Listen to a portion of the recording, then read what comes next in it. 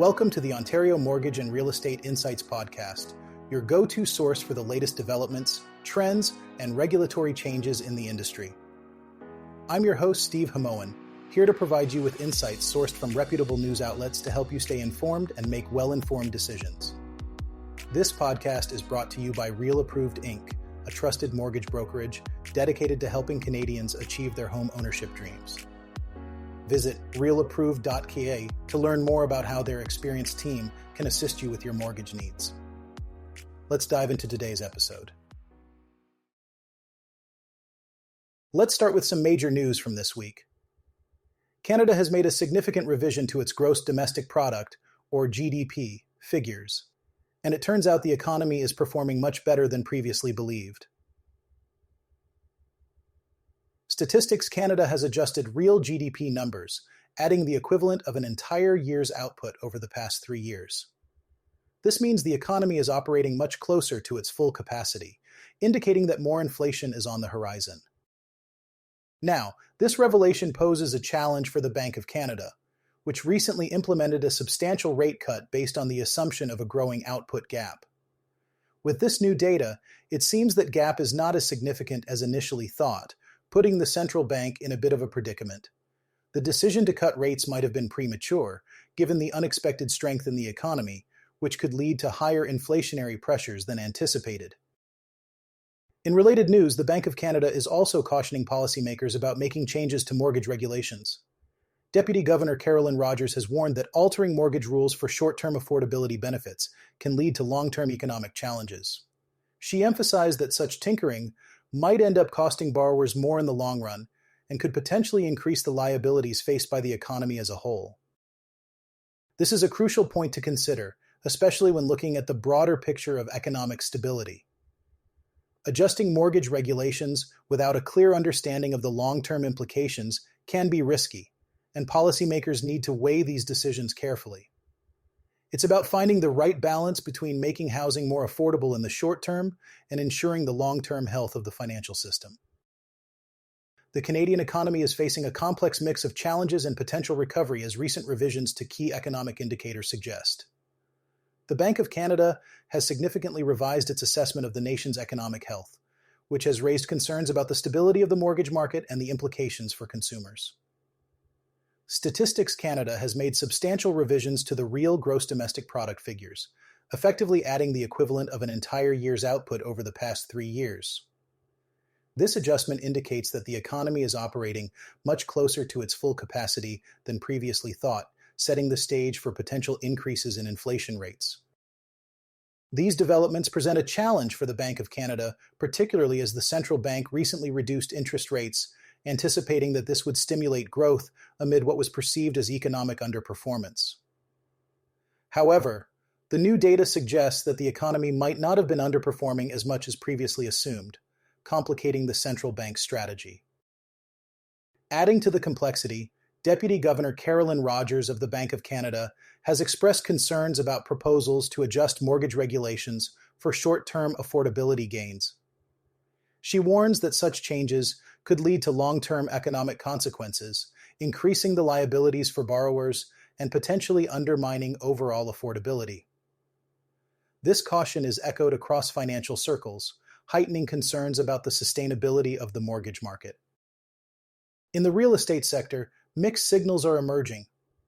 On one hand, there has been a 30% increase in real estate transactions driven by changing societal and economic dynamics. On the other hand, the benchmark home price has fallen to $707,700, a 0.8% decrease from the previous month, and is now 16.9% below the peak reached last year.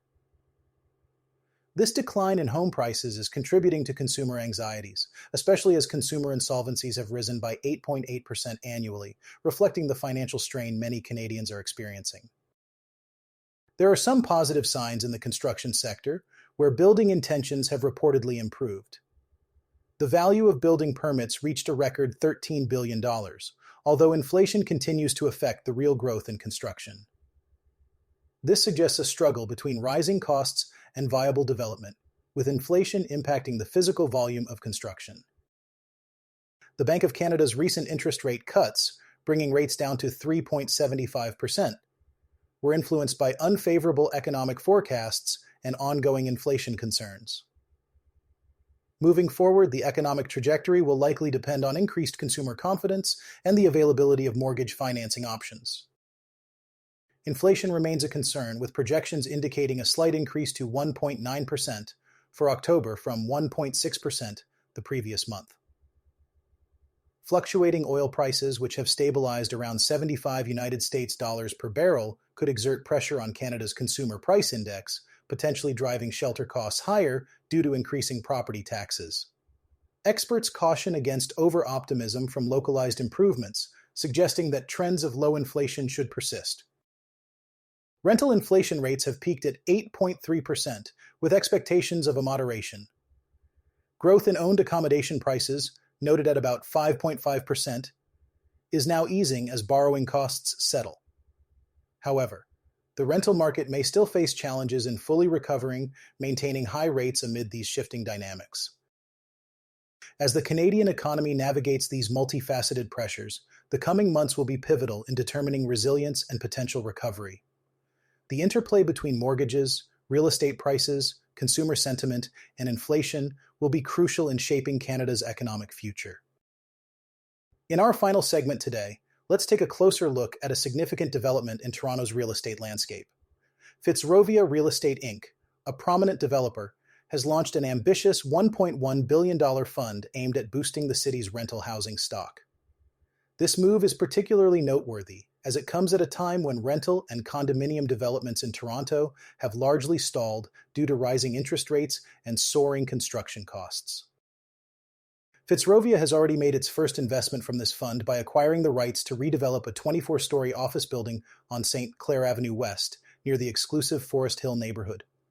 The plan is to transform this office space into a 49-story apartment tower, featuring 600 units with a focus on 2- and 3-bedroom apartments, catering to downsizers and young families who are currently underserved in the rental market. This initiative is part of a broader strategy by Fitzrovia, backed by some of Canada's largest pension plans, to address the housing shortage in major Canadian cities.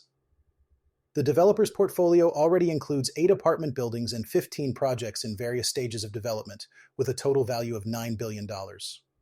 Their approach aligns with the federal government's priority to increase rental housing, further supported by tax cuts on rental construction projects initiated by 2030. Fitzrovia's project includes several amenities designed to attract families and former homeowners, such as a rooftop pool, a virtual healthcare facility, an in-house preschool, an indoor basketball court, and a dedicated dog spa. These features reflect a growing trend among developers to reimagine urban living spaces, making them more appealing to a diverse range of tenants. However, the developer faces challenges, particularly with development charges in Toronto, which have increased significantly, now accounting for about 9% of total development costs. Fitzrovia, along with other developers, is lobbying for a reduction in these fees to make projects more financially viable. This push is part of a larger conversation about balancing the need for affordable housing with the economic realities of building in urban centers. As the City of Toronto and developers like Fitzrovia work to navigate these challenges, the outcome will be crucial in addressing the housing needs of a growing population. The success of such projects could set a precedent for future developments, influencing policies and strategies across Canada's real estate market. Thanks for tuning in to another episode of the Ontario Mortgage and Real Estate Insights podcast. We hope you found today's insights valuable as you navigate the world of mortgages and real estate. Before you go, a quick reminder: Real Approved is here to make your mortgage journey smoother. Whether you're buying your first home or refinancing, their experienced team is ready to guide you with personalized support every step of the way. Visit realapproved.ca to get started and take the next step toward achieving your homeownership goals. Catch you next time, and stay informed with the latest industry insights.